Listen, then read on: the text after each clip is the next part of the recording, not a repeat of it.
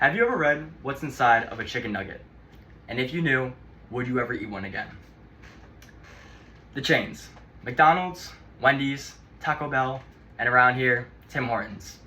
We know there's a lot, we know they make food, but why are there so many? And how do they make their money? How do they afford to put one a mile down the road from one another? It doesn't quite make sense.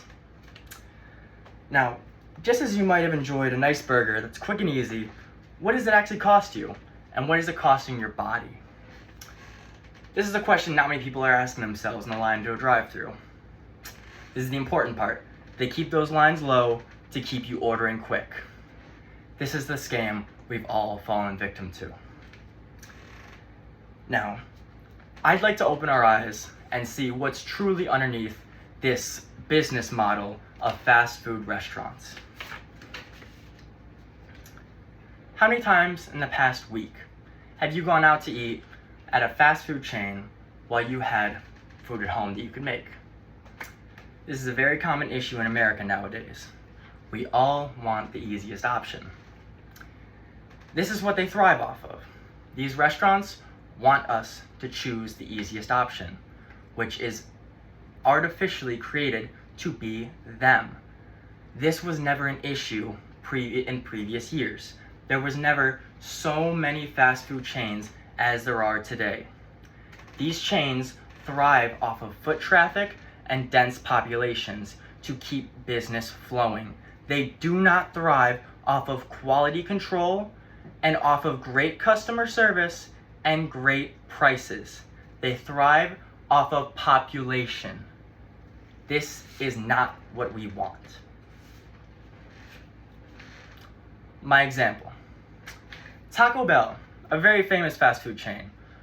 When released down in Mexico, it was met with very mixed emotions. This being because while you could go to Taco Bell, which would cost about $5.49 for a taco, you could go right down the street to your local vendor and you can grab a taco, an authentic Mexican taco, for $1. Who would choose Taco Bell? And the corporations know this. They know they are not the best choice. They may be the quickest, they may be the most abundant, but they are not the best. They understand this and they exploit this. So, why do people keep coming back? Well, these food items are created in labs. They are artificially created to make us enjoy them. We cannot recreate these items at home with the food found in grocery stores. That doesn't sound right. That's not what I want to eat. That's not what you should be eating. Artificially created foods were never meant to be consumed by humans. Now, I've gathered some information from my friend Adina, who is a NASM certified nutritionalist.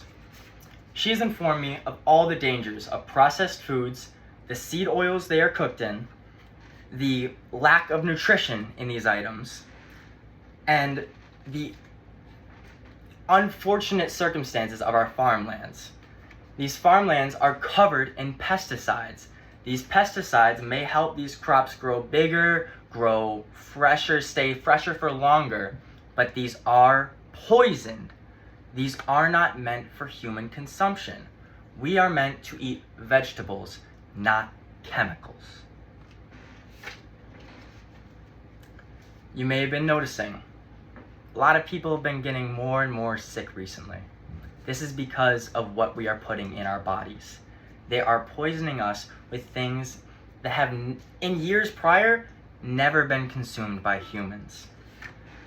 The hormones, the antibiotics, all of these things that are used and tested on animals are being taken into our bodies. What we consume is what we are made of. Now, food today is filled with these poisons. It is almost impossible to escape. Now, not only are they feeding us artificially processed junk, they feed us literal plastic to make silly putty.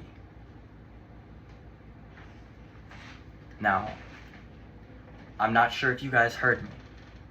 I will say it once more. They use an item called dimethyl polysiloxane, used commonly in making silly putty to make the chicken nuggets that we are meant to consume, that our kids are meant to consume. We are being poisoned. They do not want us to know. These ingredient lists are available for everyone to read on the internet. I have obtained this information from the National Post. This is widely known information, and yet nobody seems to care. They are made for money, not for our health. Now, we may have been guided astray by the hive mind side effect. The hive mind side effect is called this because, well, if everyone eats it, it must be okay. This is not the case. Let me give a real world example. A Wendy's chicken sandwich contains only the chicken breast, I mind you, contains 190 calories, 46% of that coming from fat, 29% from protein, the rest from carbs. This chicken breast weighs 77 grams, 14 grams of protein in a chicken breast patty of 77 grams. Now, this sandwich will cost you $9.02 commonly at many Wendy's locations and contains over 1,000 milligrams of sodium. Compared to a regular chicken breast of 77 grams equal weight, it is only $2.49 per pound. It is 107 calories, 79% coming from protein. It contains all 9 amino acids needed for muscle growth in your body, and only 50 milligrams of sodium. Now, I know I may have said a lot of depressing facts here, but what can we really all do about it? I encourage everybody here today, check your schedule. Check to see if you can find an hour a day to make yourself 1 or 2 nice homemade meals. These fast food restaurants are not meant to be consumed. They are not meant to be daily functions in our lives. We should be making our food. We need to take back our nutrition. We need to take back our bodies. What we put in is what we get out. And I'd like a generation that gets the most out of their body.